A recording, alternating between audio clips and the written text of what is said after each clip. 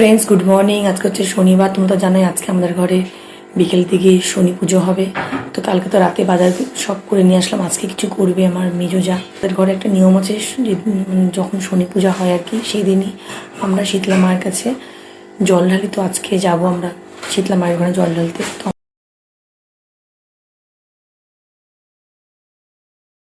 First ঘরে আসলাম, এখন dress খুলে একটু চা খাবো, তারপর ঘরের একটু টুকটাক কাজগুলো করে আবার দুপুর দিকে ঠাকুর ঘরে যেতে হবে, ঘুরতে হবে।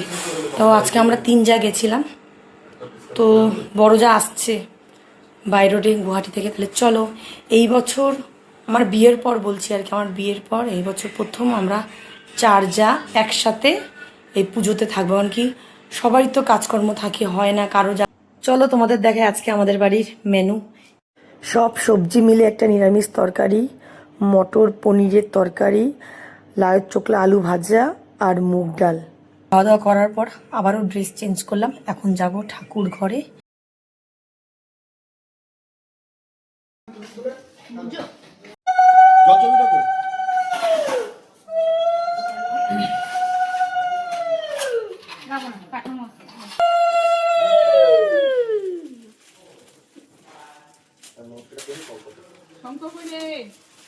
শঙ্খটা যে কই মুন ঠাকুর ঘরে।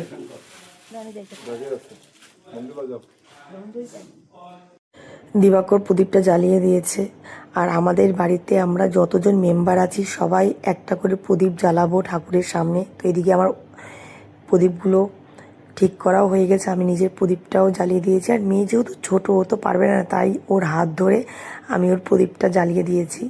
তো এদিকে সবাই মিলে বসে ঠাকুরের পুজো দেখছে, তো আমিও ফাঁক দিয়ে একটু ভিডিও করে নিলাম। আর দেখো যজ্ঞের আগুনটা কত উঁচুতে উঠেছে। হরি হরি বাবান, হরি হরি বল, জয় জয় শ্রী জগন্নাথ, হরি হরি বাবান।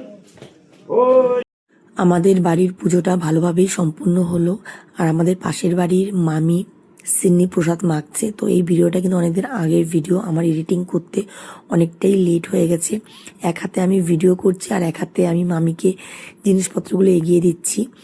তো এদিকে রাঙাদি সবাইকে সিন্নি প্রসাদ দিচ্ছে আর দেবাঞ্জলি সবাইকে বাটি দিচ্ছে। তাহলে চলো, আজকের ভিডিওটা তোমাদের কেমন লেগেছে অবশ্যই জানাবে। ভালো লাগলে লাইক কমেন্ট শেয়ার করে দিবে আর আমার পাশে থেকে আমাকে সাপোর্ট করো।